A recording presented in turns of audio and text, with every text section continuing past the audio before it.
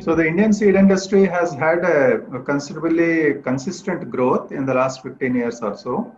This was mainly driven by an increasing use of, let's say, improved seeds by the farmers, whether they're hybrids or whether the GM technology which came in cotton. But a lot of improved seeds, both in hybrids and OP varieties, have come out in the last 15, 20 years, which have actually helped the farmers also, and it has also helped the industry. If you also remember that 2002, the PPV and FR Act came, which actually gave some protection to the individual plant varieties, which were coming out of the research programs. That type of protection was very useful in increasing the research investments in the seed sector. So last 15 years, the increased research expenditure, investment I should say, has actually also given rise to some better quality seeds, better quality varieties which have come out in the system. For example, you take the case of forages. You know, forages have always been neglected in the country, but I think the seed industry has taken this up in the last 5, 6 years, more or less about 8 years.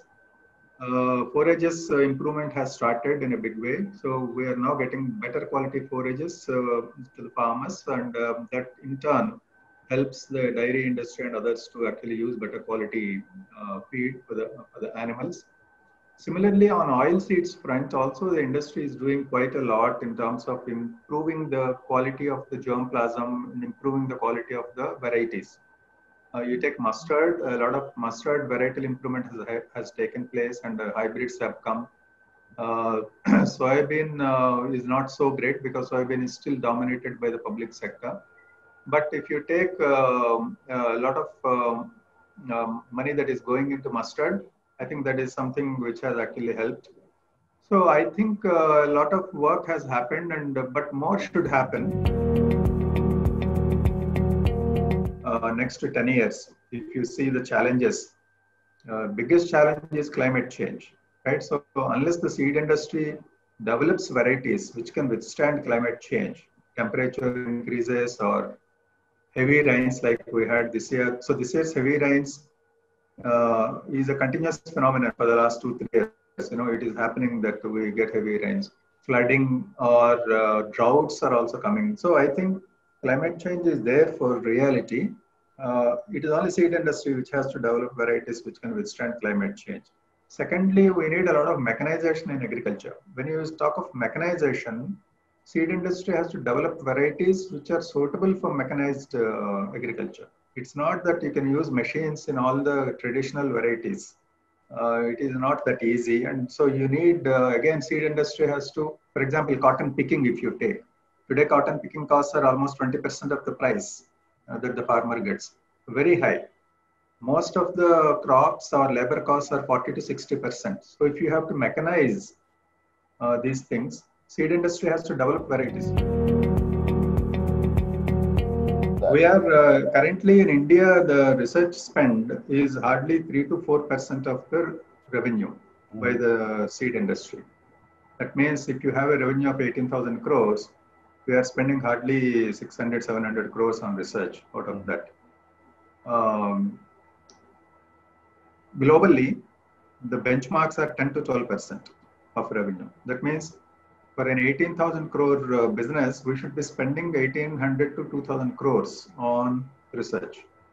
That is the benchmark. So we are far below, we are far behind in terms of the research expenditure. And one of the reasons is this, that there has not been enough encouragement. Intellectual property protection is also an important aspect of this. Parent material is freely stolen from the production fields. People steal parent material and produce same product in their own brand name. Apart from PPV and FR, even if you have that, of course, PPV and FR implementation also has to still improve in terms of enforcement at the ground level. India, we currently export hardly 600 to 700 crores worth of seeds. The global seed trade is around $14 billion. That's almost 1 lakh crores.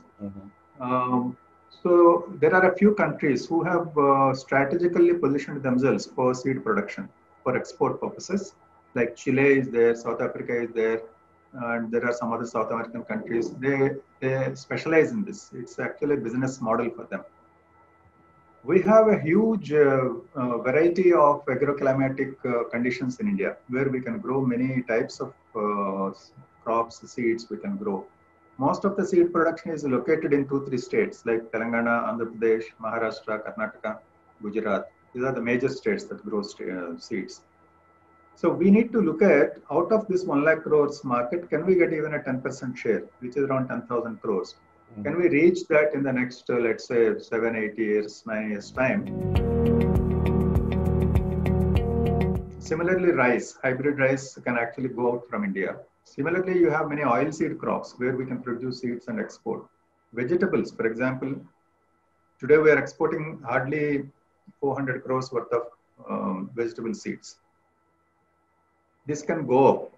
Vegetable seed export, China is the leader. And that position, looking at the way the geopolitical equations will change in this decade, India should grab that position. India should become a global leader in vegetable seeds, what is called custom production of vegetable seeds, which we can actually compete with China and do it. So we will need some investments for that purpose in some of the greenhouses, protected cultivation. We need special dry port facilities at, let's say, Hyderabad, Bangalore, and Pune, and some of these places which are in the middle of the seed production hubs. We need that type of dry port facilities. We need custom warehouses, and we need what are called the phytosanitary certification agencies. So basically, if the farmer is able to get a better price for his produce and he improves his profitability, because that is the fundamental concept behind these reforms which have been announced.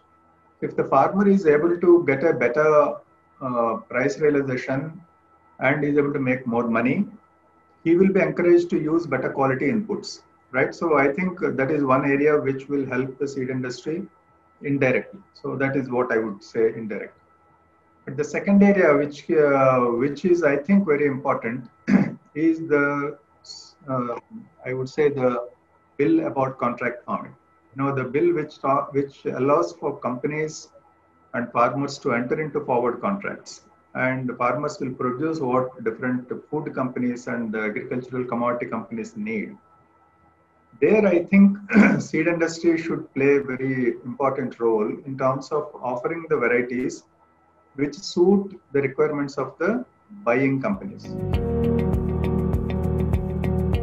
I think seed industry's growth, like I mentioned earlier, will depend on how much of new research products we can bring into the market, new technology, how much we can bring into the market.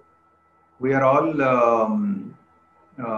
aware that there is a big logjam on GM crops in the country. We haven't had a new approval for the last 15 years. BT brinjal has been on hold, and currently what has come out of IARA also, there is a huge discussion going on.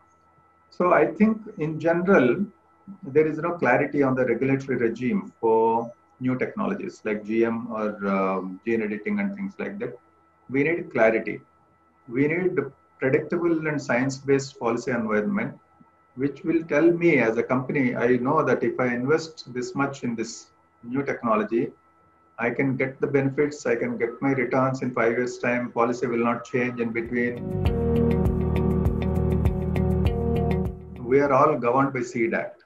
The SEED Act will undergo some change, because the new SEED Act will be passed by the Parliament soon. SEED Act implementation is in the hands of the states. So each state will have its own way of interpreting and implementing. We are facing a lot of issues because of that. What we are what we are appealing to the government is that have some clarity about how each part of the SEED Act will be implemented in different states. For example, some states now say that they will allow only those varieties which are officially released by ICAR. Now, that is not there in the SEED Act, but each state will pass its own rules like that. Some states will say that unless you test in our state for 3 years, we will not give you permission. So these are all the problems we are facing currently. But tomorrow, when there is a registration system, that means each variety is undergoing testing for 2 years before it is registered, and then the registered variety is allowed in the states. It should happen automatically. It should not happen that again states will ask for testing. So there has to be some level of certainty and uniformity in the way the act is applied.